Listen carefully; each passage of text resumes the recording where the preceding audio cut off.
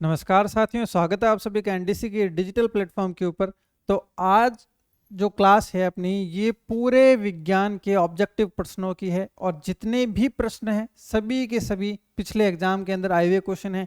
कुछ जो है वो अपने टीचिंग से रिलेटेड एग्जाम के हैं, कुछ रीड से रिलेटेड हैं, ठीक है, कुछ थर्ड ग्रेड रीड जो साइंस वाला का होता है उससे रिलेटेड क्वेश्चन है। तो जितने भी क्वेश्चंस का इसके अंदर जो अपना कलेक्शन किया गया है सभी की सभी पिछले एग्जाम के अंदर आए हुए क्वेश्चन है।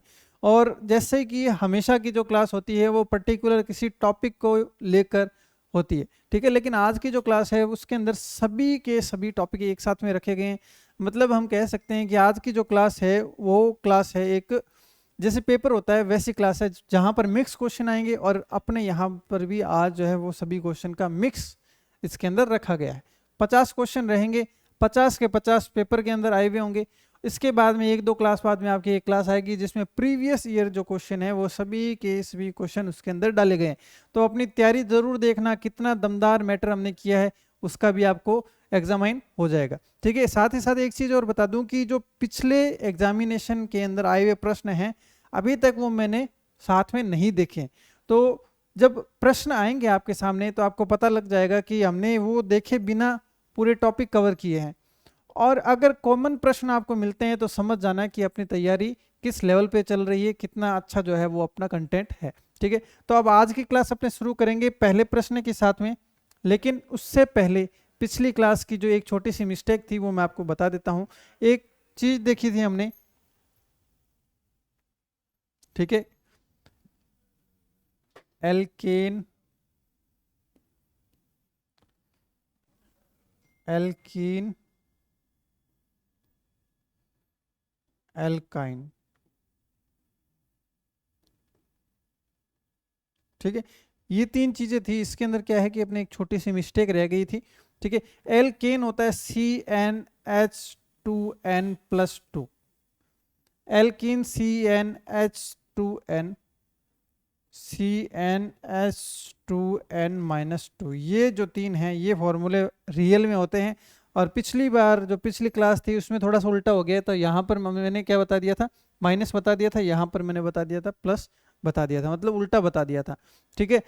लेकिन कमेंट सेक्शन के अंदर एक कमेंट जो है वो मैंने पिन कर दिया है, तो पिछले वीडियो अगर आप देखें तो उस कमेंट को भी साथ में देख ले जिससे आपका जो डाउट है वो क्लियर हो जाए, ठीक है।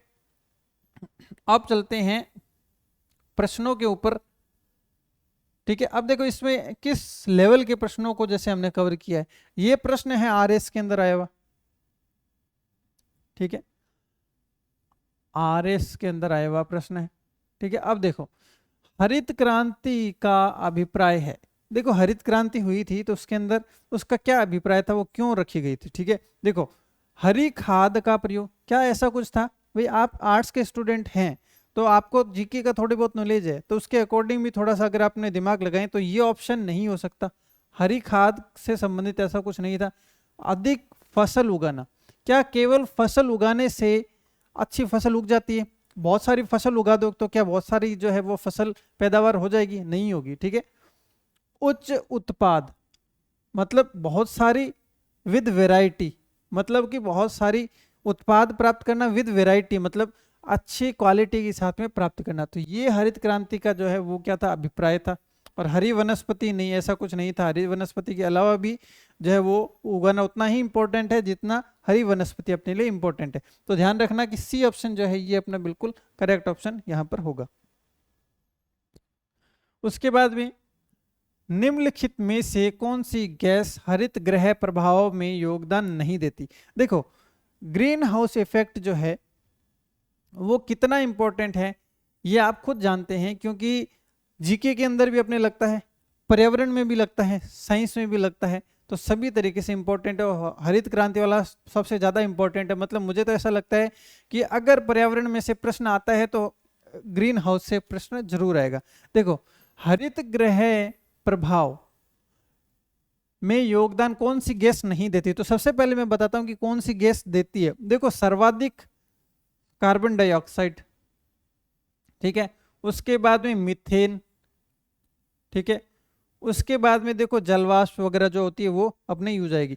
मतलब हरित गृह प्रभाव में कौन कौन सी गैस यूज आती है, मतलब कौन कौन सी गैस है जो हरित गृह प्रभाव लाती है, मतलब कि जो धरती के अंदर जो जो अपनी क्षतिग्रस्त करने का कार्य करती है, मतलब कौन सी गैसें हानिकारक है। तो कार्बन डाइऑक्साइड है, CH4 है, एक जलवाष्प है, ठीक है, और एक N2O गैस है। तो ये 4 शब्द आपको याद रखने पड़ेंगे और मेरे ख्याल से पर्यावरण से प्रश्न बना तो यहां से आपका प्रश्न बन जाएगा, ठीक है। देखो सबसे ज्यादा प्रभाव कार्बन डाइऑक्साइड डालती है, हरित गृह का सबसे ज्यादा प्रभाव कार्बन डाइऑक्साइड डालती है, ठीक है। ऐसा लगता नहीं है कि कार्बन डाइऑक्साइड डालती है, अपने को लगेगा नाइट्रोजन, लेकिन नहीं, नाइट्रोजन जो है वो हरित गृह प्रभावों के अंदर यूज ही नहीं आती, मतलब नुकसान नहीं पहुंचाती। देखो कौन सी गैस प्रभाव में योगदान नहीं देती है, तो देखो कार्बन डाइऑक्साइड मैंने आपको बताया सर्वाधिक प्रभाव डालती है, दूसरे नंबर पर मीथेन गैस प्रभाव डालती है, और एक है क्लोरोफ्लोरोकार्बन, क्लोरोफ्लोरोकार्बन,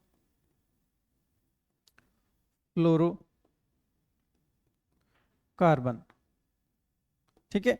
ये गैसें जो है वो प्रभाव डालती है, ठीक है। तो ये तो डालती है प्रभाव, ये भी प्रभाव डालती है, ये भी डालती है, तो कौन सा, नाइट्रोजन जो है ये अपना बिल्कुल सही ऑप्शन हो जाएगा। अब ये बहुत ज्यादा इंपॉर्टेंट क्वेश्चन है, हो सकता है कोई एक प्रश्न ऐसा होगा जो आपके पेपर के अंदर छपने वाला है एज इट इज, ठीक है। आप चलते हैं क्वेश्चन नंबर 3 के ऊपर, ठीक है। अब देखो ये क्वेश्चन आप पढ़िए, तब तक मैं करता हूं मार्कर का कलर चेंज।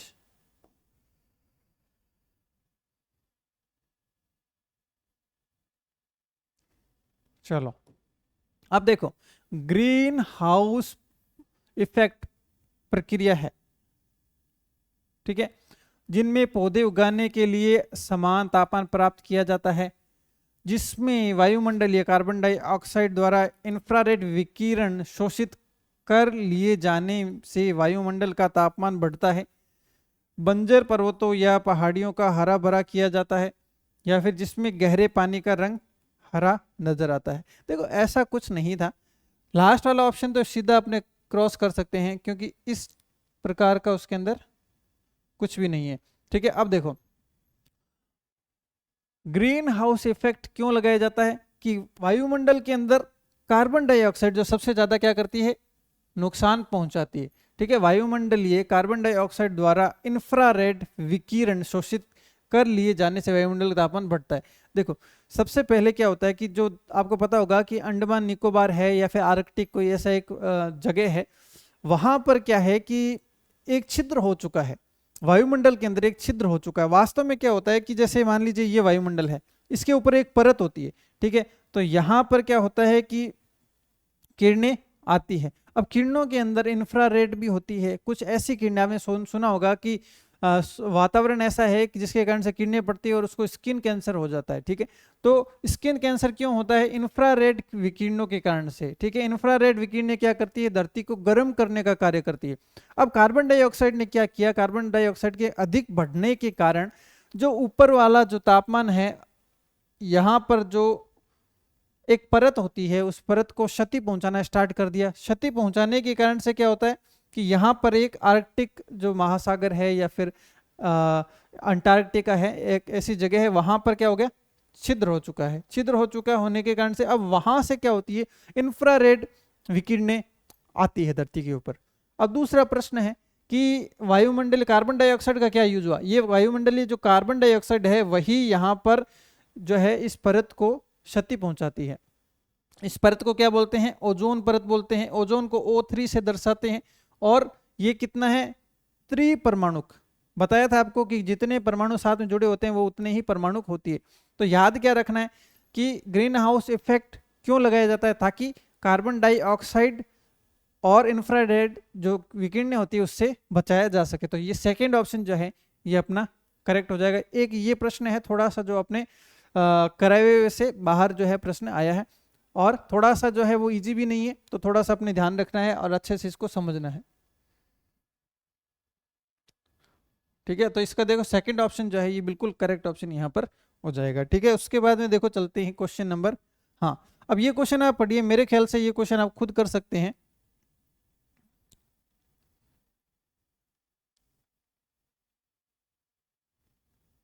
ठीक है। अब कीजिए इस क्वेश्चन को।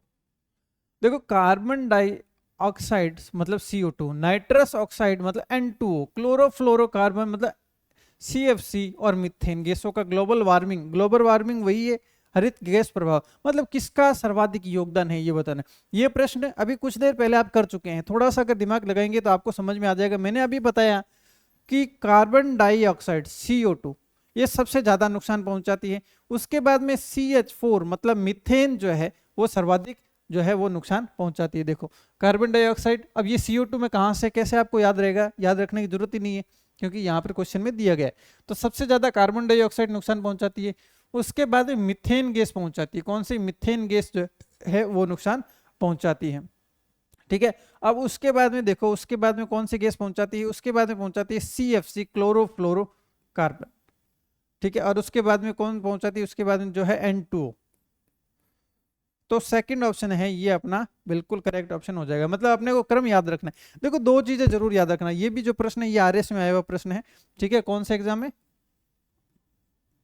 अब देखो हार्ड सरल का कोई फर्क नहीं पड़ता, क्योंकि जो प्रश्न पटवारी में आए हुए होते हैं वही RS में आ जाते हैं, जो RS में आए हुए होते हैं वो पटवारी में आ जाते हैं। तो जीके से और साइंस से संबंधित जो होते हैं उसको ये नहीं देखा जाता है कौन से एग्जाम में आए हुए हैं। एग्जाम में आए हुए हैं इट मीन्स इंपॉर्टेंट है, ठीक है। सबसे ज्यादा प्रभाव कार्बन डाइऑक्साइड, दूसरे नंबर पर CH4 मीथेन, ये इतना आपको याद रखना पड़ेगा। उसके बाद में CFC क्लोरोफ्लोरोकार्बन कहाँ पड़ा है, कहाँ पर यूज आता है? ये प्रशीतकों के रूप में यूज आता है, AC के अंदर ठंडी हवा जो देता है वो उसमें भी ये यूज आता है, रेफ्रिजरेटर में काम आता है, ठीक है। तो ये चीजें याद रखनी है। CFC मतलब जो फ्रिज के अंदर जो ठंडी गैस पाई जाती है उसको बोला जाता है। अब देखो इसके काफी ज्यादा नुकसान भी है, इसी के कारण से क्या है कि जो अपने CFC जो है ये ओजोन गैस को क्या करती है, प्रभाव डालती है, नुकसान पहुंचाती है। निम्नलिखित में से कौन सी वायुमंडलीय गैस हरित गैस प्रभाव हेतु उत्तरदायी है? अब देखो ये खुद बता दो आप। देखो सबसे ज्यादा प्रभाव डालती है कार्बन डाइऑक्साइड, उसके बाद में मेथेन पढ़ा हमने, ठीक है, मेथेन पढ़ा, ठीक है। उसके बाद में क्लोरोफ्लोरोकार्बन CFC बोलते हैं, ठीक है। उसके बाद में N2O हो गया, ठीक है। ये याद रखना है अपना। देखो NO2 अलग है, नाइट्रोजन डाइऑक्साइड अलग होता है, ये N2O है, याद कर लेना N2O, ठीक है। अब देखो कौन सी वायुमंडलीय गैस के लिए उत्तरदायी है, देखो वायुमंडलीय गैस हरित प्रभाव के लिए। देखो एक तो ये है कार्बन डाइऑक्साइड और एक है मीथेन। देखो नाइट्रोजन नहीं है, कहीं नहीं पड़ा, N2O पड़ा है, ठीक है। ऑक्सीजन बिल्कुल नहीं, ऑक्सीजन तो यूजफुल है हमारे लिए। तो 1 और 2 ये ऑप्शन है, ये अपना बिल्कुल करेक्ट ऑप्शन हो जाएगा। ये भी पेपर के अंदर आया हुआ क्वेश्चन है, ठीक है। अब चलो नेक्स्ट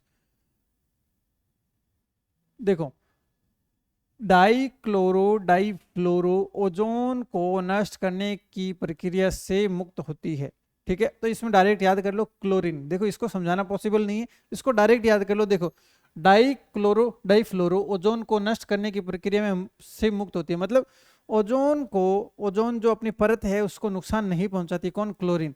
यहां पर देखो डाइक्लोरो है तो क्लोरीन जो है वो नुकसान नहीं पहुंचाती है। देखो प्रोजेक्ट, अब देखो ये जो 5-6% थे ये थोड़ा सा आपको हार्ड जरूर लगे होंगे, ठीक है। अब से जो प्रश्न आएंगे उसका लेवल जो है वो अपना लेवल हाई है, लेकिन आपको वो इजी लगेंगे क्योंकि वो टॉपिक जो है वो लिमिटेड टॉपिक में से है, ठीक है। जैसे जीके के पार्ट होता है तो वो अनलिमिटेड टॉपिक होते हैं, कितना भी उसके अंदर कोई भी क्वेश्चन डाला जा सकता है। अब देखो टाइगर प्रोजेक्ट के नाम से बाघ संरक्षण कार्यक्रम किस वर्ष में प्रारंभ किया गया? तो 1973 आपको याद होगा, ये प्रश्न हमने किया था और ये भी पेपर में आया हुआ क्वेश्चन है। कौन से एग्जाम के अंदर है फिलहाल याद नहीं है, लेकिन प्रोजेक्ट टाइगर बाघ संरक्षण कार्यक्रम किस वर्ष में प्रारंभ किया? तो 1973, ठीक है, 1973 के अंदर ये स्टार्ट किया गया था, ठीक है। अब देखो नेक्स्ट क्वेश्चन करो, तब तक मैं आपको बताता हूं कि ये जो है किस एग्जाम के अंदर आए हुए क्वेश्चन है।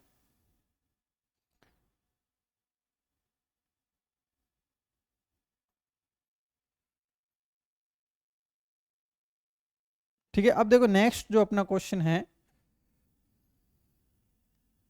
देखो ये जो क्वेश्चन है ये आया हुआ है 2020 के अंदर, ठीक है। उसके बाद में देखो ये नेक्स्ट क्वेश्चन है, भारतीय वन अनुसंधान संस्थान कहाँ? ये भी हमने किया हुआ है। और ये जो है मैंने क्या बोला था कि वन से संबंधित ज्यादातर जो चीजें होती है वो होती है देहरादून के अंदर। कहां पर? देहरादून के अंदर होती है, ठीक है। उसके बाद में और ये भी क्वेश्चन किया हुआ है, फिर ये फिर से क्वेश्चन जो है ये भी हमने किया हुआ है, सुंदरवन राष्ट्रीय उद्यान भारत के किस राज्य के अंदर है? तो सुंदरवन डेल्टा कहां पर है? पश्चिम बंगाल। सुंदरवन राष्ट्रीय उद्यान भी कहां पर है? ये भी है पश्चिम बंगाल। किया हुआ प्रश्न है। अगर पिछली क्लासेज नहीं देखी है तो पिछली 8 क्लास आपको जरूर देखनी चाहिए, आपको पक्का वहां से फायदा मिलेगा। ठीक है, अब देखो पादप जीवाश्म राष्ट्रीय उद्यान मध्य प्रदेश के किस जिले के अंदर, देखो मैं से मध्य प्रदेश, मैं से मंडल, मैं से मध्य प्रदेश, मैं से मंडल, ये प्रश्न जो है आपने किया हुआ क्वेश्चन नहीं है। ठीक है, तो मंडल। उसके बाद में देखो गहीर माथा समुद्री जीव अभयारण्य किस राज्य में स्थित है, ये अपने केरल के अंदर स्थित है। ये देखो केरल के अंदर स्थित है। मैंने इस तरीके से याद किया गया, जो केरल के जो लोग होते हैं उनकी सिर की जो बनावट होती है, वहां पर देखो बाल और सिर के बीच में काफी ज्यादा स्पेस होता है। ठीक है, तो मैंने वैसे याद किया हुआ है गहीर माथा, माथा मतलब केरल। ठीक है, गहीर माथा मतलब कि केरल। अब देखो जैव विविधता का संबंध है, प्रश्न किया हुआ है ये भी। जैव विविधता का मतलब बहुत सारे जीव, केवल जीव नहीं, पेड़ पौधे भी साथ में। तो देखो वन्य जीवों के विविध रूप, नहीं नहीं नहीं, केवल वन्य जीव का विविध रूप नहीं है।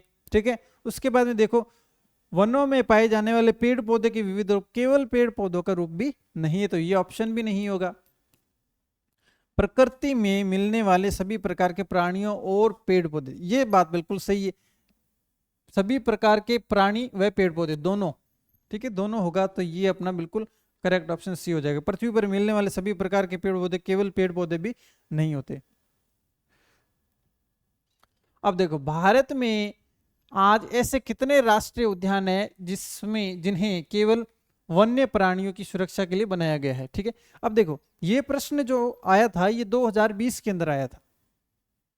ठीक है, या 2020 है या फिर 2017 के अंदर ये पेपर में आया था, लेकिन उस समय जो था वो इसका उत्तर अलग था। आज इसका उत्तर जो है वो है 107।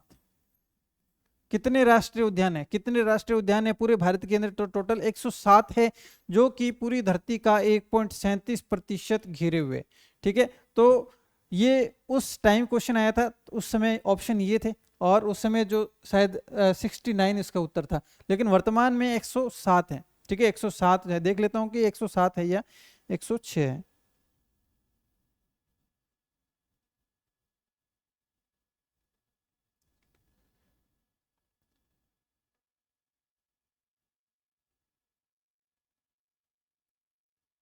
हाँ देखो 106 है, ये ध्यान रखना। ये कितने हैं, ये 106 है, टोटल मिला के पूरे भारत में 106 राष्ट्रीय उद्यान है वर्तमान में। तो अभी के अकॉर्डिंग जो हो जाएगा वो फिफ्थ ऑप्शन जो है वो इसका करेक्ट हो जाएगा, 106। पूरे धरती का 1.37%, पूरी धरती नहीं मतलब पूरे अपने राष्ट्रीय जो इंडिया है, पूरे इंडिया का जो है 1.37% एरिया इसने घेरा हुआ है। निम्नलिखित में से कौन सा राष्ट्रीय उद्यान अभ्यारण्य को विश्व प्राकृतिक धरोहर में सम्मिलित किया गया, ये भी प्रश्न किया हुआ प्रश्न है। ठीक है, तो केवला देवी राष्ट्रीय उद्यान हमने याद किया था। कौन सा राष्ट्रीय उद्यान विश्व प्राकृतिक धरोहर के नाम से जाना जाता है, तो केवला देवी राष्ट्रीय उद्यान प्राकृतिक धरोहर के रूप में जाना जाता है। शायद 2 बार ये प्रश्न जो है इससे पहले अपने कर चुके हैं। तालाब पारिस्थितिकी तंत्र में खाद, अब ये जो प्रश्न है ये हमने किया था सब्जेक्टिव क्लास जो हुई थी उसके अंदर ये किया गया है। ठीक है, अभी देखो तालाब पारिस्थितिकी तंत्र में खाद्य श्रृंखला प्रारंभ होती है। देखो खाद्य श्रृंखला प्रारंभ का मतलब क्या है, अगर तालाब की जगह पेड़ पौधों का होता ना, पेड़ पौधों के अंदर, तो पेड़ पौधों में एक पेड़ से स्टार्ट होता। ठीक है, एक पेड़ के ऊपर बहुत सारे पक्षी रहते। ठीक है, उसके बाद उन पक्षियों पर बहुत सारे परजीवी रहते, तो उल्टा बनता। ठीक है, खाद्य श्रृंखला कैसी बनती, उल्टा पिरामिड बनता। देखो जिसने 1-2 क्लासें भी ली हुई है इस टॉपिक की, उसको ये उल्टा पिरामिड का मतलब समझ में आएगा। ठीक है, लेकिन तालाब के अंदर जो है वो शुरू कहाँ से होता है, पादप पल्लवक। देखो कहने का मतलब ये है, पहला जो पोषण का स्तर जो पहला स्टार्ट होगा वो कहाँ से होगा। अगर तालाब है तो तालाब में छोटे छोटे पादप की तरह जो है वो जीव होते हैं, तो उनको पादप पल्लवक बोला जाता है, तो उसके अंदर पादप पल्लवक से स्टार्ट होता है।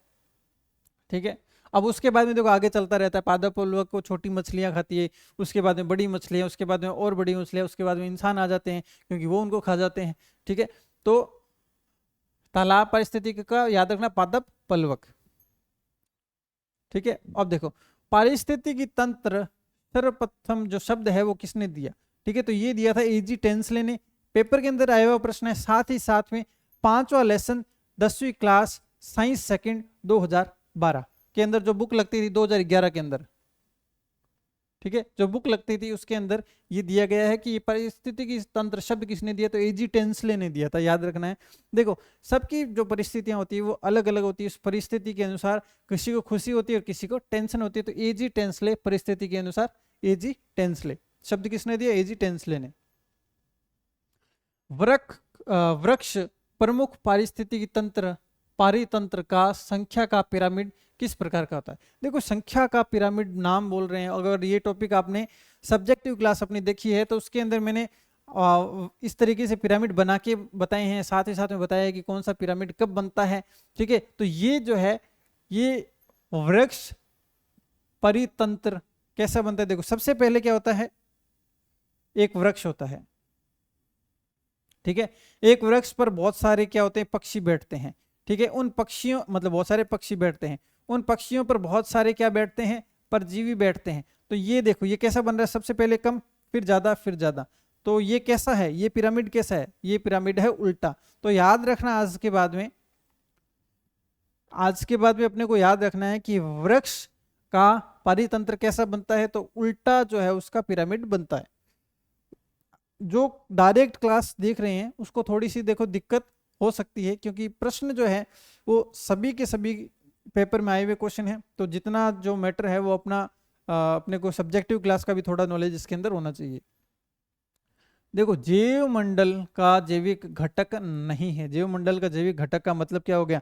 देखो जो जैव मंडल होता है उसके अंदर कौन सा उसका जैविक घटक नहीं है, मतलब जैसे सबसे पहले क्या होता है, जीवाणु होता है, जीवाणु पेड़ पौधों के ऊपर होते हैं, पशु होते हैं, लेकिन जल जो है वो इसका जैव मंडल का जैविक घटक नहीं। तो जैविक का मतलब क्या होगा, जो जिंदा है, जैविक का मतलब जो जीवों की तरह बिहेव करता है। तो पेड़ पौधों को तो सजीव माना गया है, ठीक है, पशु और जीवाणु ये सारे होते हैं सजीव, लेकिन ये होता है निर्जीव, इसलिए इसको क्या कहते हैं, जैविक घटक नहीं माना जाता इसको। ठीक है, उसके बाद देखो नेक्स्ट क्वेश्चन है, हाँ निम्नलिखित में से कौन सा पादप हार्मोन है, ये भी क्वेश्चन अपने कर चुके हैं। देखो इंसुलिन इंसान के अंदर पाया जाता है, थायरोक्सिन इंसान में पाया जाता है, एस्ट्रोजन इंसान में पाया जाता है, लेकिन साइटोकाइनिन ये होता है पेड़ पौधों के अंदर पाया जाता है। देखो इंसुलिन का क्या कार्य होता है, जो मधुमेह रोग का कारण होता है, मधुमेह रोग कहां से स्रावित होता है, अग्नाशय की बीटा कोशिका से, बीटा कोशिका से। ठीक है, अब देखो शरीर के अंदर कभी इंसुलिन घट जाता है कभी बढ़ जाता है। जब इंसुलिन बढ़ जाता है तो भी दिक्कत है और घट जाता है तो भी क्या है वो दिक्कत है, मतलब मधुमेह रोग का वो रूप ले लेता है। उसके बाद में देखो थायरोक्सिन, थायरोक्सिन किसके लिए क्या कौन सा रोग होता है, थायराइड रोग, थायराइड। ठीक है, इसके अंदर थायराइड रोग के अंदर क्या होता है, गला जो है वो फूल जाता है। ठीक है, और इसमें किसकी कमी से होता है, तो ये होता है आयोडीन की कमी से होता है। और एस्ट्रोजन ये भी इंसानों के अंदर होता है। ठीक है, तो ये क्या होते हैं, देखो एक होता है एस्ट्रोजन और एक होता है प्रोजेस्टेरॉन,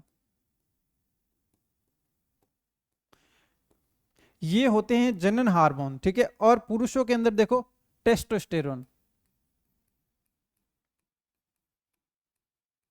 टेस्टोस्टेरोन। ठीक है, और साइटोकाइनिन क्या होता है, ये पेड़ पौधों के अंदर पाए जाते हैं, कोशिका विभाजन जो होता है पेड़ पौधों के अंदर उसी को साइटोकाइनिन नाम से इसको जाना जाता है। मतलब साइटो का मतलब कोशिका विभाजन से संबंधित शब्द होता है। 19 के बाद में नेक्स्ट क्वेश्चन है 20, मस्तिष्क उत्तरदायी है। ठीक है, ये क्वेश्चन भी जो है अपना कराया हुआ क्वेश्चन है।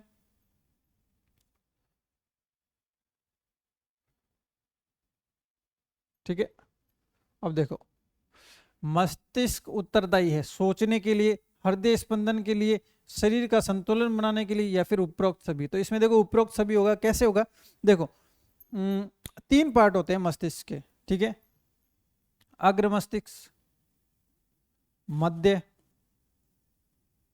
पश्च। ठीक है, इसके बाद में ये भी अलग अलग पार्ट में बटे होते हैं। ठीक है, ये होता है मेड्यूला एब्लोगेटा, ये होता है अनुमस्तिष्क होता है। ठीक है, यहाँ पर भी एक पार्ट होता है, ये भी 2 पार्ट में बंटे हुए होते हैं, ये भी 3 पार्ट में बंटे हुए होते हैं। ठीक है, मतलब 2 होते हैं, देखो एक होता है हाइपोथैलेमस, एक होता है थैलेमस, ठीक है, एक होता है प्रमस्तिष्क। तो मैंने जब टॉपिक पढ़ाया था तब मैंने बताया था कि, ठीक है, देखो अग्र मस्तिष्क के अंदर होता है प्रमस्तिष्क, हाइपोथैलेमस और थैलेमस। तो जो दिमाग का असली कार्य होता है ना, रियल जो वर्क होता है दिमाग का, वो करता है प्रमस्तिष्क। सोचने समझने का कार्य, स्मृति या किसी को याद रखने का कार्य, ठीक है, ये सब कौन करता है? ये करता है प्रमस्तिष्क। तो ये कौन करता है? प्रमस्तिष्क, ठीक है। हृदय स्पंदन, हृदय स्पंदन जो है अनैच्छिक क्रिया है और अनैच्छिक क्रिया करता है मेडुला एब्लोगेटा करता है, ठीक है। उसके बाद में शरीर का संतुलन बनाने का कार्य कौन करता है? वो करता है अनुमस्तिष्क करता है। सबसे बड़ा दिमाग का सबसे बड़ा हिस्सा है अग्र मस्तिष्क। अग्र के अंदर जो है प्रमस्तिष्क 66% या फिर कह सकते हैं 2/3 भाग ये होता है। प्रमस्तिष्क के बाद में सबसे बड़ा भाग होता है वो होता है अनुमस्तिष्क होता है।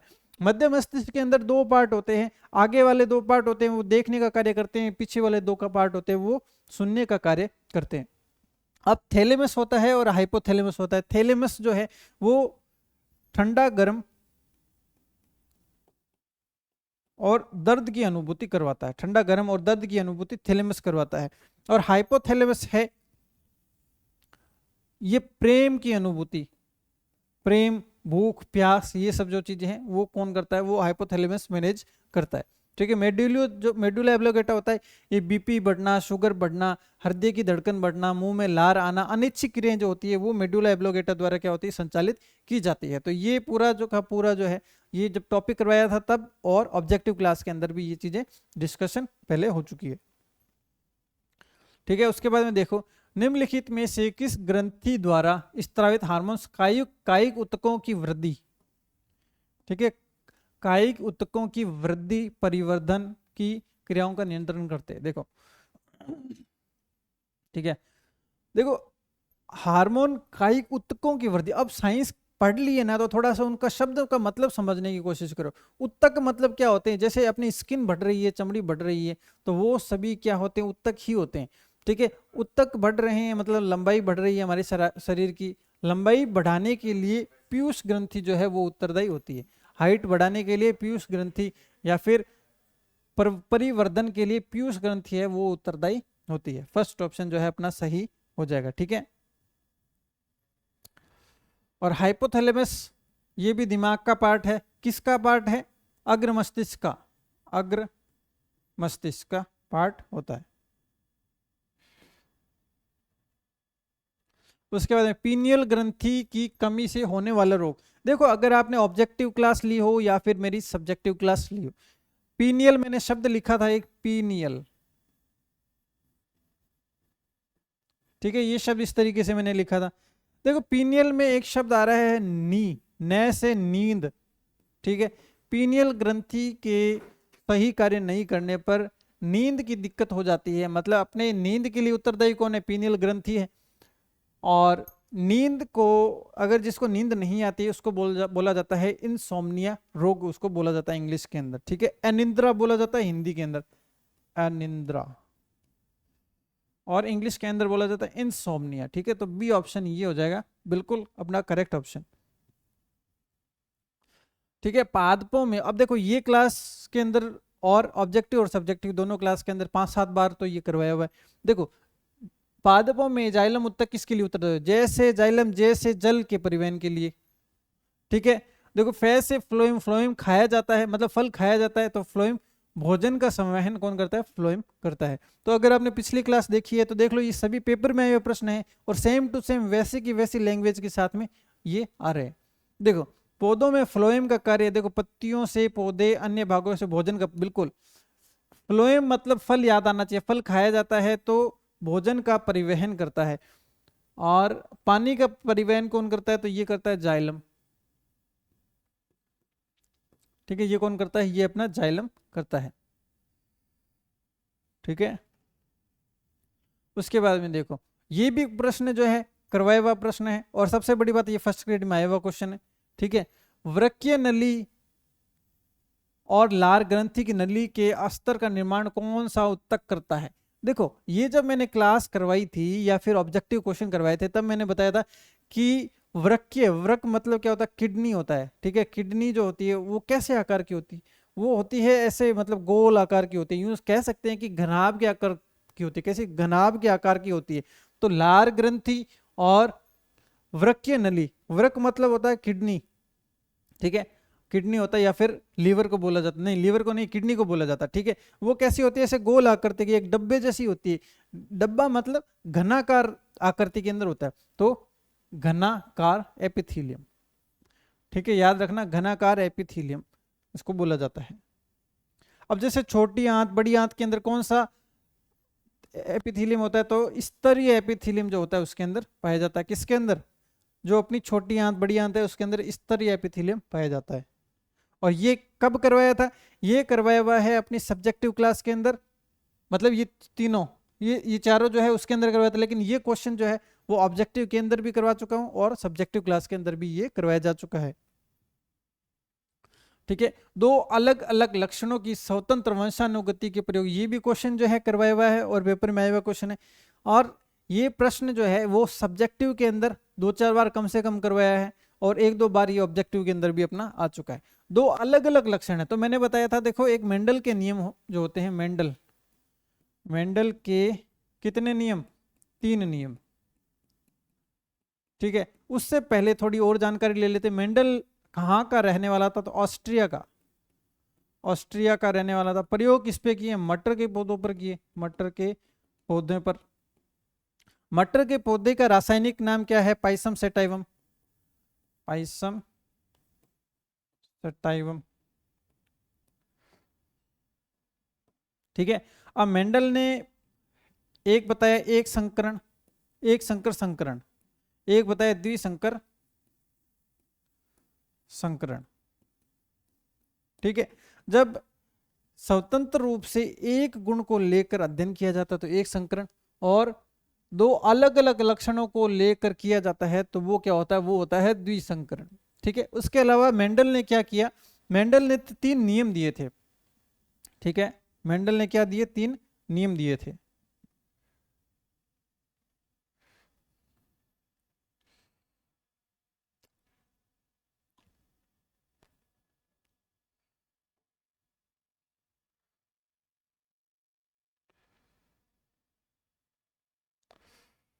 ठीक है, अब देखो मेंडल ने 3 नियम दिए थे, ठीक है। अब देखो नियम कौन कौन से दिए थे, सबसे पहले, दूसरा और तीसरा, ठीक है। अब देखो सबसे पहला था प्रभावित का नियम, प्रभावितता का नियम। दूसरा पृथक्करण का नियम, पृथक्करण का नियम। तीसरा स्वतंत्र अपव्यूहन का नियम, स्वतंत्र अपव्यूहन का नियम, ठीक है। ये 3 नियम दिए थे, ठीक है। तो ये 3 नियम भी पता होने चाहिए। सबसे पहले क्या होते हैं, किसी भी चीज को देखकर कोई काम करने के लिए सबसे पहले अपने ऊपर क्या बनता है, उसका इंप्रेशन बनता है, मतलब प्रभावित होते हैं। और किसी चीज का अंत क्या है, अंत है स्वतंत्रता, वहां से फ्री हो जाना, ठीक है। तो ये देखो स्वतंत्र अपव्यूहन का नियम। और तीसरा क्या, सेकंड जो हो जाएगा वो हो जाएगा पृथक्करण। तो ये तीनों नियम अपने को जो है वो पता होने चाहिए, ठीक है। अब चलते हैं नेक्स्ट। मेंडल ने अपने प्रयोग में किस पौधे पर प्रयोग किया, तो मेंडल ने जो प्रयोग किया था वो किया था उद्यान के मटर के पौधे, ठीक है। मटर के पौधे पर क्यों किया था, क्योंकि उसको एक्सपेरिमेंट करने थे, ठीक है। एक्सपेरिमेंट करने के लिए उसने मटर के पौधे इसलिए चुने क्योंकि मटर 1 साल में 2-3 फसल दे देता है, मतलब 3-4 महीने के अंदर एक बार उसका अध्ययन किया जा सकता है। लेटेस्ट सपोज कोई नीम का पेड़ ले लेता, 500-700 साल लग जाते हैं उसको, ठीक है। इसलिए जल्दी प्रयोग करने के लिए उसने उद्यान के मटर का प्रयोग किया, ठीक है। समरूप लक्षण नहीं है। देखो कीटों के पंख, पक्षियों के पंख, चमगादड़ के पंख और डायनासोर के पैर, ठीक है। अब देखो समरूप लक्षण मतलब कि इंसानों के समरूप लक्षण कौन सा नहीं है, तो कौन सा है। देखो कीटों के पंख जो होते हैं, जैसे जो अपने हाथ है उनको वहां पर पंख मिले हुए हैं, ठीक है, तो ये अपने समरूप है। पक्षियों के पंख जो है, जैसे पक्षियों के पंख होते हैं वो कैसे होते हैं, वो भी उड़ने के लिए होते हैं, जहां पर अपने हाथ है उनकी जगह उनको पंख मिले हुए हैं। चमगादड़ के पंख, वो भी वही बात। अब देखो डायनासोर के जो आगे वाले जो पैर होते हैं, क्या इंसानों के उस टाइप से कुछ भी जो है वो लक्षण दिखाई देते हैं? नहीं दिखाई देते। इसका मतलब डायनासोर, यही डी ऑप्शन जो है ये अपना बिल्कुल सही ऑप्शन हो जाएगा 28वें में। अब देखो इंसानों के अंदर मनुष्य या फिर मैं कहूं इंसान, ठीक है, लिंग का निर्धारण कौन करता है? लिंग निर्धारण देखो वो करता है पुरुष करता है, क्योंकि पुरुष के पास में एक्स और वाई दोनों गुणसूत्र होते हैं, महिला के पास में केवल एक्स गुणसूत्र होते हैं, ठीक है। तो इसका मतलब क्या हुआ कि जो जेंडर जो डिसाइड करता है वो पुरुष करता है, क्योंकि पुरुष के पास में एक्स और वाई दोनों गुणसूत्र होते हैं, ठीक है। तो लेकिन जो पक्षी होते हैं, पक्षियों के अंदर जो है वो माता जो होती है वो क्या करती है? लिंग निर्धारण का कार्य करती है। लेकिन जो मनुष्य होता है उसके अंदर जो है वो पुरुष जो है वो लिंग निर्धारण का कार्य करता है, ठीक है। मतलब अब क्वेश्चन नंबर 31, ठीक है। अपने उड़ान पथ में अवरोधकों की पहचान करने के लिए चमगादड़ निम्नलिखित, देखो आपको एक चीज पता होगी कि जो चमगादड़ होता है उसको आंखों से दिखाई नहीं देता, वो किसी भी चीज का पता कैसे लगता है रखता है? वो एक तरह की किरणें छोड़ता है, किरणें छोड़ता है, ठीक है। उन किरणों के आधार पर वो अंदाजा लगाता है कि आगे अवरोध है या फिर नहीं है, ठीक है। अब देखो, अब नाम क्या है, ठीक है। ऑप्शन है अवरक्त तरंगे, रेडियो तरंगे, पराश्रव्य तरंगे या सूक्ष्म तरंगे। मतलब प्रश्न ये है कि यहां पर जैसे मान लो उड़ रहा है, ठीक है, तो वो किरणें छोड़ेगा, ठीक है। लेट अस सपोज यहां पर कोई पत्थर है तो यहां से टकरा कर ये किरणें वापस आएगी, तो वो किरण जब छोड़ी और वापस लौट कर आई, कितनी देर बाद में वापस आई, उससे वो पता लगा लेता है कि कितनी दूरी पर कोई ना कोई अवरोध स्थित है, ठीक है। अब ये किरणें कौन सी होती है? ये किरणें होती है पराश्रव्य, पराश्रव्य। अब कैसे याद रखेंगे? ऐसा याद करवाऊंगा कि आपको अब याद रखने की इसको जरूरत नहीं पड़ेगी, ठीक है। देखो चमगादड़ उड़ता है, जो उड़ता है या फिर जो उड़ती है, जो उड़ती है उसको परी बोला जाता है और जो उड़ता है उसको परा बोला जाता है, ठीक है। तो पराश्रव्य मतलब जो उड़ने वाला जो चमगादड़ होता है वो होता है परा, तो पराश्रव्य तरंगे इसको बोला जाता है, ठीक है। उसके बाद में देखो हवा में पराश्रव्य तरंगे की चाल, देखो हवा में जो पराश्रव्य की तरंगों की जो चाल होती है वो समान होती है, ठीक है, वायु के मतलब एयर के समान होती है। देखो हवा में श्रव्य ध्वनि तरंगों की चाल से बहुत कम होती है, बिल्कुल नहीं, कम नहीं होती है। चाल से बहुत अधिक होती है, अधिक भी नहीं होती है। हवा में प्रकाश तरंगों की चाल से अधिक होती है, अधिक भी नहीं होती है। तो किस कैसे होती है? हवा में श्रव्य ध्वनि तरंगों की चाल के समान होती है, ठीक है। तो समान वाला जो हो जाएगा ये डी ऑप्शन अपना बिल्कुल सही ऑप्शन हो जाएगा, ठीक है। उसके बाद में है क्वेश्चन नंबर 33, गुरुत्वाकर्षण का सिद्धांत किसने प्रतिपादित किया? तो ये तो शायद हम पिछली क्लास के अंदर ही हमने किया है, तो ये है न्यूटन, ठीक है, न्यूटन। अब देखो थोड़ा सा याद दिलाऊंगा तो शायद आपको याद भी हो जाए। एक आदमी था, वो सेव के पेड़ के नीचे बैठा था, उसके सिर के ऊपर एक सेव गिरी, सेव गिरी तो उसने सोचा कि ये सेव कैसे गिरी, और वो आदमी जिसके सिर के ऊपर सेव गिरा था उसका नाम क्या था? वो ही न्यूटन था, ठीक है। 34, क्लोरोफ्लोरोकार्बन बनते हैं क्लोरीन, फ्लोरीन और कार्बन से। देखो केवल कार्बन से नहीं, कार्बन है क्लोरीन से, ये भी नहीं, कार्बन क्लोरीन फ्लोरीन बिल्कुल, ठीक है। अगला ऑप्शन है केवल क्लोरीन और फ्लोरीन से नहीं, के कार्बन क्लोरीन फ्लोरीन तीनों से मिलकर बनता है। रेफ्रिजरेटर में किसका उपयोग किया जाता है? ये प्रश्न तो आज आते ही दूसरे तीसरे क्वेश्चन के बाद में हमने किया था, ठीक है। तो फ्रियोन गैस मैंने बताया था, ठीक है, प्रशीतक के रूप में काम आती है एसी के अंदर, रेफ्रिजरेटर के अंदर, या फिर बड़े बड़े जहां पर कारखाने होते हैं वहां पर किसी चीजों को ठंडा रखने के लिए बड़े बड़े प्रशीतक बनाए जाते हैं, तो वहां पर भी फ्रियोन गैस को छोड़ा जाता है। और ये फ्रियोन गैस जिसको अपने साइंस की भाषा में बोला जाता है क्लोरोफ्लोरोकार्बन, क्लोरोफ्लोरोकार्बन, कार्बन। ये किसके लिए उत्तरदायी होती है? ये होती है हरित मतलब green house effect, green house effect के लिए उत्तरदायी होती है। ठीक है, तो ग्रीन हाउस इफेक्ट के लिए सर्वाधिक उत्तरदायी गैस कौन सी है? ठीक है, सर्वाधिक उत्तरदायी है वो है कार्बन डाइऑक्साइड। दूसरे नंबर पे कौन सी थी? Methane, CH4। तीसरे नंबर पर CFC मतलब क्लोरोफ्लोरोकार्बन। चौथे नंबर पे N2O। ये चीज जो है वो याद रख लेना मल्टीपल टाइम, इसलिए बता रहा हूं कि आपको एक बार में अगर याद नहीं हो तो बार बार में अगर आपके सामने आएगा तो थोड़ा सा आपको याद हो जाएगा। ठीक है, और वैसे याद ना रहे देखो तो C और C। अब यहां पर देखो ऑक्सीजन, हाइड्रोजन, देखो अल्फाबेट्स के अंदर ABCDF आता है, H और फिर उसके बाद में O आता है। तो वैसे भी क्रम याद रख सकते हैं कि क्रम थोड़ा सा इसका क्या है, उल्टा है। क्लोरोफ्लोरोकार्बन का उपयोग होता है प्रशीतकों के रूप में, विलायकों के रूप में, एरोसोल स्प्रे बनाने के अंदर। ठीक है, तो डी ऑप्शन जो है ये केवल प्रशीतक के अलावा विलायकों में भी इसका उपयोग किया जाता है। किसी चीज को ठंडा करना है या एरोसोल स्प्रे बनाने के अंदर भी इसका प्रयोग किया जाता है। क्लोरोफ्लोरोकार्बन के विषय में निम्नलिखित में से कौन सा तथ्य सही नहीं है? ठीक है, देखो इसके अंदर कुछ तथ्य अपने को पहले से पता है।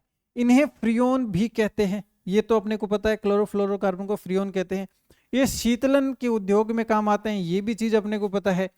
ठीक है, अब देखो ये वायुमंडल ओजोन परत की सुरक्षा करते हैं। अब ये बात बताओ कि अपने पढ़ते थे तो उसमें हमने पढ़ा था कि वायुमंडल ओजोन गैस मतलब ओजोन परत को नुकसान पहुंचाने के अंदर सबसे पहले नंबर पे आता है CO2, उसके बाद में CH4, उसके बाद में CFC। तो मतलब ये तो नुकसान पहुंचाने वाले में, सुरक्षा करने वाले में नहीं है, तो C ऑप्शन अपना सही हो जाएगा। ठीक है, क्योंकि इसमें क्या बताना था, सही नहीं है, नहीं के अंदर सुरक्षा, ये गलत शब्द आ गया। ठीक है, ये शब्द गलत आ गया। ठीक है, अब देखो एक क्वेश्चन, नेक्स्ट क्वेश्चन आप पढ़ो। ठीक है, जल की प्रकृति का कारण है।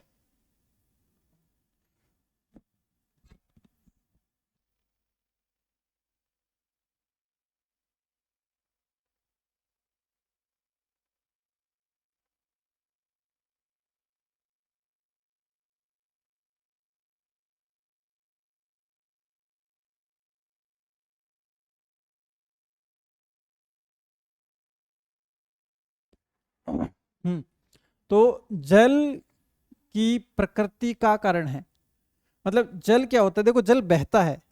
ठीक है, जल क्या करता है? जल बहने का काम करता है। बह रहा है इसका मतलब उसके अंदर जो बंध है वो अच्छे नहीं पाए जाते। अगर अच्छे पाए जाते, जैसे लोहा होता है, क्या उसको तोड़ना इजी है? नहीं है, क्योंकि उसके अंदर बहुत मजबूत बंध होते हैं। और हाइड्रोजन जो जल है वो बह रहा है, इसका मतलब उसके अंदर बंध की प्रकृति अच्छी नहीं है। तो ऐसा बंध जिसकी प्रकृति अच्छी नहीं होती उसको बोला जाता है हाइड्रोजन बंध। आयनिक बंध बहुत अच्छी प्रकृति के होते हैं, मतलब बहुत मजबूत रूप से वो आपस में बंधे होते हैं। ठीक है, तो सबसे कमजोर प्रकृति वाला क्या है? हाइड्रोजन बंध। और जल में तरल प्रकृति का कारण भी क्या है? वो है हाइड्रोजन बंध। भौतिक परिवर्तन का एक उदाहरण है। ठीक है, ये भी प्रश्न करवाया हुआ प्रश्न है। ठीक है, भौतिक परिवर्तन का एक उदाहरण है। देखो भौतिक परिवर्तन क्या होता है, आपने भूगोल पढ़ा होगा तो अपने वो चीजें पढ़ते हैं जो अपने सामने फिजिकली रूप से मौजूद है। ठीक है, तो देखो जो चीजें अपने आंखों के सामने हो रही है ना, वो सारी क्या है? भौतिक परिवर्तन का एक उदाहरण होता है। मतलब किसी चीज को परिवर्तित कर दिया, जैसे पानी था, पानी को बर्फ में बदल दिया, तो क्या बर्फ को वापस पानी में बदला जा सकता है? बिल्कुल बदला जा सकता है। इसका मतलब ये एक भौतिक परिवर्तन है। ठीक है, जैसे नमक है, नमक को पानी में घोला, ठीक है, घुल गया। अब वापस अगर उसका क्रिस्टलाइजेशन करते हैं, उसको गर्म करते हैं, तो वापस अगर उसको प्राप्त किया जा सकता है तो वो भौतिक परिवर्तन होगा। एक चीज और, मोमबत्ती है, मोमबत्ती, ठीक है, ये मोमबत्ती है। अब इसको ऊपर से जलाया जाता है। ठीक है, अब मोमबत्ती का जलना भौतिक व रासायनिक परिवर्तन दोनों है, क्योंकि इसके अंदर मोम जल रहा है। मोम का जलना है भौतिक परिवर्तन, क्योंकि मोम जल गया, पिघल गया, अब इसको वापस जमा के वापस मोमबत्ती बनाई जा सकती है। तो मोम का पिघलना तो है भौतिक परिवर्तन, और इस बत्ती का जलना है रासायनिक परिवर्तन। तो ये दोनों ही प्रकार का परिवर्तन है। ठीक है, अब देखो मोमबत्ती का जलना, ठीक है, इसकी ये केवल भौतिक नहीं है, ये दोनों परिवर्तन है। ठीक है, दूध से दही बनना, क्या दूध से दही बनने के बाद में वापस उसको दूध बना सकते, नहीं बना सकते, तो ये एक रासायनिक परिवर्तन है। ठीक है, पानी चीनी का पानी में घुलना, तो चीनी पहले पानी में घुल जाती है, फिर से उसको अगर वाष्प जो क्रिस्टलाइज किया जाता है तो उसको फिर से चीनी बनाई जा सकती है। तो ये ऑप्शन अपना बिल्कुल करेक्ट ऑप्शन यहाँ पर हो जाएगा। अब देखो चांदी के बर्तनों का काला पड़ना, ठीक है, चांदी के जो बर्तन होते हैं वो काले पड़ जाते हैं, तो उसके बाद में क्या उसको वापस सही किया जा सकता है? अगर नहीं किया जा सकता तो फिर वो क्या हो जाएंगे, वो भी रासायनिक परिवर्तन हो जाएगा। ठीक है, लेकिन ये थोड़ा सा स्टेटमेंट जो है ये अपवादित स्टेटमेंट है, क्योंकि वास्तव में चांदी के जो बर्तन काले होने के बाद में वापस उसको सही किया जा सकता है। ठीक है, तो सी और डी ऑप्शन दोनों ही इसके अंदर वो करेक्ट ऑप्शन यहां पर बनते हैं। ठीक है, सी बी जो है वो इसका सही ऑप्शन है और डी भी इसका सही है। तो याद रखना कि दूध से दही बनना क्या है, ये रासायनिक परिवर्तन है। ठीक है, मोमबत्ती का जलना भौतिक व रासायनिक परिवर्तन दोनों है। पेपर में प्रश्न आएगा जरूर, क्योंकि कंफ्यूजन क्रिएट करने वाला प्रश्न है। चीनी का पानी में घुलना नो डाउट भौतिक परिवर्तन है, और ये थोड़ा सा जो है वो डाउटफुल स्टेटमेंट यहां पर दिया गया है। अब देखो जंग के लिए ये प्रश्न कई बार करवा चुका हूं, और फर्स्ट ग्रेड में 2 बार ये प्रश्न आ चुका है। जंग के लिए, जंग मतलब कि जो जंग लगती है ना, वो जंग लड़ने वाली जंग नहीं, मतलब जो किसी भी लोहे के ऊपर जंग लगती है तो कब लगती है? देखो जंग तब लगती है जब बारिश का मौसम होता है, मतलब बारिश के मौसम से सीलन उसके अंदर होती है, मतलब उसके अंदर आर्द्रता की मात्रा होती है, साथ ही साथ में ऑक्सीजन से अभिक्रिया करते हैं, तो जिंक जंग जो है वो ऑक्साइड बना लेता है। क्या बना लेता है? लोहा जो है वो ऑक्साइड बना लेता है, ऑक्साइड। ठीक है, ऑक्साइड जो है वो इसके बना लेता है। कौन से ऑक्साइड? देखो लोहे को Fe बोला जाता है, मतलब फेरस बोला जाता है, फेरस। और फेरस का ऑक्साइड के साथ में संधि विच्छेद कर दो तो फेरस ऑक्साइड या फिर फेरिक ऑक्साइड बना लेता है। ठीक है, ऑक्साइड का देखो मतलब क्या होता है, जैसे आपने वो हाथ के अंदर तांबे के या फिर पीतल के जो कड़े होते हैं, वो आपने देखा होगा, उसके अंदर जो है हाथ के अंदर हरा कलर जमा हो जाता है। वो क्यों होता है? कड़ा था, ठीक है, पानी लगा उसके ऊपर और ऑक्सीजन लगी, तो वो क्या बना लेते हैं? ऑक्साइड बना लेते हैं। ठीक है, ऑक्साइड बनने के कारण से वहां पर जंग लग जाती है, मतलब कि अपना हाथ जो है वो हरा हो जाता है। अब जैसे चांदी के अंदर क्या होते हैं, उसके अंदर वो सल्फाइड बना लेते हैं। ठीक है, मतलब चांदी के ऊपर पानी लगता है, साथ ही साथ में ऑक्सीजन से क्रिया होती है, तो वो ब्लैक पड़ने लग जाते हैं, काली पड़ने लग जाते हैं, मतलब कि वो क्या होते हैं, चांदी के ऑक्साइड की जगह वो चांदी के सल्फाइड बना लेते हैं, और जो जंग होती है वो लोहे के ऑक्साइड बना लेते, क्योंकि लोहा है तो लोहे के ऑक्साइड बनाएंगे, तांबा है तो तांबे के ऑक्साइड बनाएंगे, लेकिन चांदी है तो चांदी के सल्फाइड बनाएंगे, ध्यान रखना। ठीक है, तो फेरिक ऑक्साइड जंग के लिए सही कथन है, तो ये क्या बना लेता है? फेरिक ऑक्साइड बना लेता है। ठीक है, धातुओं में जंग लगना किस प्रकार की अभिक्रिया? ये मैं बता चुका हूं कि धातुओं में जैसे जंग लग गई, लेट सपोज किसी जगह पर जंग लग गई, तो उस कंडीशन में क्या होता है, उसको रासायनिक परिवर्तन बोला जाता है। तो देखो एक प्रश्न जो मैं आपको बोल रहा था, ठीक है, तो इसके अंदर केवल अपना डी ऑप्शन ही सही होगा, क्योंकि चांदी के बर्तन का काला पड़ना मतलब उस पर भी क्या लग रही है? जंग लग रही है, जंग होती है रासायनिक परिवर्तन। अगला 41 नंबर क्वेश्चन अपना आया, तो डी ऑप्शन है ये बिल्कुल करेक्ट हो जाएगा। और ये तीनों एग्जाम्पल अपने को यहाँ पर याद करने हैं। ये रासायनिक परिवर्तन है, क्योंकि जंग लगना एक रासायनिक परिवर्तन माना जाता है। जैसे जैसे धातु है, ठीक है, जैसे लोहा है, लोहे पर जंग लग गया, ठीक है, क्या अब उस जंग लगे हुए लोहे को क्या वापस सही किया जा सकता है? नहीं किया जा सकता, मतलब रासायनिक परिवर्तन है, तो ये हो जाएगा रासायनिक परिवर्तन। कौन सी जंग रोकथाम की एक विधि है? कौन सी जंग रोकथाम की एक विधि है? देखो मैंने आपको बताया था यशद लेपन, मतलब जिंक का उसके ऊपर लेपन करना, तो उसको बोला जाता है गैल्वेनाइजेशन।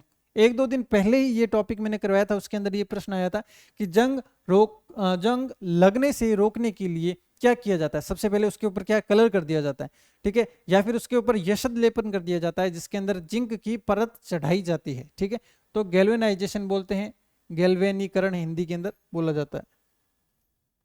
रासायनिक रूप से जंग होती है, ये फिर से वही क्वेश्चन कि देखो फेरस ऑक्साइड, ठीक है, और सामान्य भाषा में अपने उसको बोलते हैं आयरन, मतलब Fe को क्या बोला जाता है, आयरन भी बोला जाता है, आयरन ऑक्साइड। ठीक है, तो ये हो जाएगा आयरन ऑक्साइड। अगर आयरन नहीं भी पता है, देखो क्लोराइड, सल्फेट, ऑक्साइड मिश्रण, तो यहाँ पर क्या हो जाता है, ऑक्साइड हो जाता है। बस ये ध्यान रखना है कि पानी से और हवा से क्रिया करने पर कोई ना कोई ऑक्साइड बनेगा, जो चीज है उसका ऑक्साइड वो बनेगा। ठीक है, अगर आयरन है तो आयरन ऑक्साइड बनेगा, ठीक है, तांबा है तो तांबे का ऑक्साइड बन जाएंगे। एक बंद निकाय में भौतिक एवं रासायनिक परिवर्तन के साम्य कौन सा गुण अपरिवर्तित रहता है, ये भी प्रश्न करवाया हुआ प्रश्न है और फर्स्ट ग्रेड के अंदर आया हुआ प्रश्न है।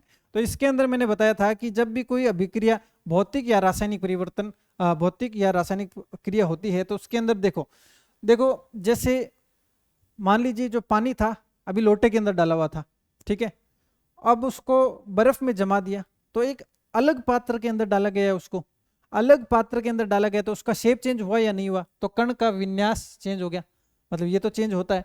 उसके बाद में घनत्व, घनत्व का मतलब जानते हैं कि पानी है, जैसे पानी मान लो इस तरीके से उसके कण होते हैं, ठीक है, पास पास में। अब बर्फ जमा दिया तो कण बहुत ज्यादा पास में हो जाएंगे, ठीक है, बहुत ज्यादा पास में हो जाएंगे, तो मतलब घनत्व भी है वो क्या होता है, अपरिवर्तित रहता है। ठीक है, अब आकार, आकार तो मैंने आपको बताया कि पानी के लोटे में डाला हुआ या किसी और चीज में डाला हुआ तो वो उसका आकार चेंज हो जाता है। तो क्या चेंज नहीं होता है, अपरिवर्तित रहता है। तो द्रव्यमान जो है वो परिवर्तित नहीं होता है। ठीक है, ऐसा नहीं होता ना, मतलब कि मान लीजिए दूध था आधा किलो, वो जमाया गया, तो दही यूं हो सकता है कि 1 किलो जम जाए या 100 ग्राम ही हो जाए, ऐसा नहीं हो सकता ना। इसका मतलब उसका द्रव्यमान जो है वो चेंज नहीं होता, और ये सभी चीजें जो है वो चीजें जो है वो चेंज हो जाती है। जैसे घनत्व है, पानी के अंदर दूर दूर मॉलिक्यूल होते हैं, बर्फ जमाने के पास पास पास आ जाते हैं, मतलब घनत्व तो चेंज हो रहा है, आकार भी चेंज हो रहा है, कण का विन्यास भी है वो भी चेंज हो रहा है। तो याद कर लेना द्रव्यमान।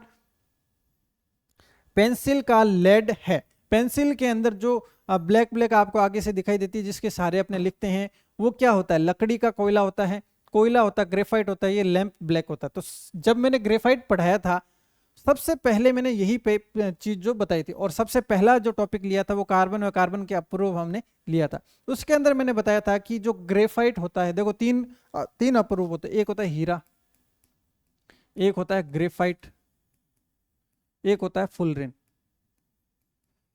ठीक है, इसकी मैंने बताई थी चतुष्फलकीय संरचना होती है, एक कार्बन 4 कार्बन से जुड़ता है, इसका मतलब संयोजकता भी इसकी कितनी होती है, 4 होती है। ठीक है, इसके और ये क्या होता है, विद्युत का होता है सुचालक, कुचालक। कुचालक क्यों होता है, क्योंकि इसके अंदर रिक्त इलेक्ट्रॉन नहीं पाए जाते। इसके अंदर क्या होता है, एक इलेक्ट्रॉन फ्री पाया जाता है, इसके कारण से ये होते हैं सुचालक। ठीक है, सुचालक होते हैं, सुचालक होते हैं। और पेंसिल की लेड के अंदर जो होता है वो ग्रेफाइट पाया जाता है। ठीक है, ये जो आगे जो पार्ट दिखाई दे रहा है ये क्या होता है, ये ग्रेफाइट होता है, ये विद्युत का चालक होता है। ठीक है, इसके अंदर देखो sp3 संकरण होता है, इसके अंदर sp2 संकरण होता है। ठीक है, ये चतुष्फल की संरचना होती है, इसकी त्रिविमीय संरचना होती है, त्रिविमीय षटकोणीय, त्रिविमीय षटकोणीय, षटकोणीय संरचना होती है। ये विद्युत का और ऊष्मा का दोनों का सुचालक होता है ग्रेफाइट। फुलरिन होता है, फुलरिन होता है, बकमिनिस्टर फुलर ने इसकी खोज की, बकमिनिस्टर फुलर। ठीक है, सबसे स्थायी होता है C60 जिसके अंदर टोटल 32 फलक होते हैं। ठीक है, उसके अंदर 20 होते हैं षटकोणीय और 12 होते हैं पंचकोणीय। ठीक है, ये चीजें अपने को इसके अंदर याद रखनी है। ठीक है, तो इसके अंदर हो जाएगा ग्रेफाइट। ठीक है, और ये चीज अगर आपको समझ में नहीं है तो पिछली क्लास ऑब्जेक्टिव ही देख लेना, ऑब्जेक्टिव के अंदर भी ये सारी चीजें उसके अंदर बताई हुई है। देखो कार्बन के किस अपरूप में परमाणु फुटबॉल के आकार का होता है, तो बकमिनिस्टर फुलर मैंने बताया, फुलरिन जो है वो इसी आकार का होता है, फुटबॉल के आकृति का होता है। निम्न में से कार्बन का कौन सा अपरूप विद्युत का सुचालक है, देखो कुचालक कौन सा है, कुचालक, कुचालक है हीरा। ठीक है, तो हीरा नहीं हो सकता, हीरा नहीं होगा तो उपयुक्त सभी भी नहीं होगा, तो ग्रेफाइट, ग्रेफाइट जो है वो इसका क्या हो जाएगा, विद्युत का सुचालक हो जाएगा। ठीक है, देखो बेस्ट ऑप्शन तो ग्रेफाइट है, कई बार फुलरिन भी, कई किताबों में फुलरिन को भी माना गया है, लेकिन एनसीईआरटी में फुलरिन को सुचालक नहीं बताया गया है। तो फर्स्ट प्रायोरिटी पर ग्रेफाइट करेंगे। Let us suppose graphite option में नहीं है तो अपने क्या करेंगे, फुलरिन करेंगे, लेकिन ग्रेफाइट हमेशा ही ऑप्शन में आपको मिलेगा, तो ग्रेफाइट को सुचालक माना जाता है। कोयला जिसमें कार्बन की सर्वाधिक प्रतिशतता, ये भी प्रश्न करवाया हुआ है। मैंने बताया था कि एंथ्रेसाइट के अंदर 98% कार्बन की मात्रा पाई जाती है, सबसे बेस्ट क्वालिटी यही होती है, और ये अपने राजस्थान के अंदर नहीं पाई जाती। राजस्थान में लिग्नाइट पाया जाता है, जिसके अंदर मैंने प्रश्न भी पूछा था कि लिग्नाइट जो है बीकानेर के कौन से क्षेत्र में पाया जाता है, तो शायद आपने बताया था पलाना क्षेत्र जो है कोलायत साइड में, वहां पर पाया जाता है। सबसे निम्न क्वालिटी होती है पीट की, इसके अंदर 30 से 40% कार्बन होता है और जलने पर अधिक ऊष्मा नहीं देता, और धुएं की मात्रा सबसे ज्यादा होती है, इसके अंदर धुएं की मात्रा कम और ऊष्मा की मात्रा सर्वाधिक पाई जाती है। ठीक है, उसके बाद में है 49, बकमिंस्टर फुलर में कितने कार्बन परमाणु जुड़े होते हैं। ठीक है, ये C60 मैंने अभी थोड़ी देर पहले आपको बताया C60, तो इसके अंदर होते हैं C60 मतलब 60। देखो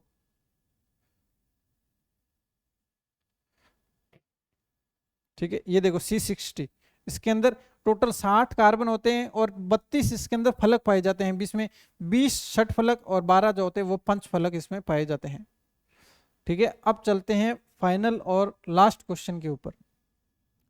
कार्बन का कौन सा अपरूप दृढ़ त्रिविम संरचना के रूप में होता है। ये मैंने थोड़ी देर पहले आपको बताया कि त्रिविमीय षटकोणीय संरचना पाई जाती है ग्रेफाइट की, किसकी, ग्रेफाइट की पाई जाती है। ठीक है, तो ये जो है 50 क्वेश्चन जो है आज की क्लास में हमने क्या कर लिए, कंप्लीट कर लिए, और पूरे साइंस के मिक्स क्वेश्चन है, और मुझे ऐसा लगता है कि लगभग 35 क्वेश्चन के करीब ऐसे क्वेश्चन थे जो हमने करवाए हुए क्वेश्चन थे, तो लगभग 35 क्वेश्चन तो कम से कम आपको इसके अंदर आते ही होंगे। नहीं आते तो एक बार फिर से रिवाइज कीजिए, और फाइनली जिस तरीके से 50 में से 35 आपको यहाँ पर अपने क्वेश्चन देखने को मिले, उसी तरीके से पेपर के अंदर 5 में से 5 क्वेश्चन आपको यहाँ से देखने को मिलेंगे। अब मिलते हैं एक और मिक्स क्वेश्चंस की क्लास के अंदर, तब तक के लिए धन्यवाद।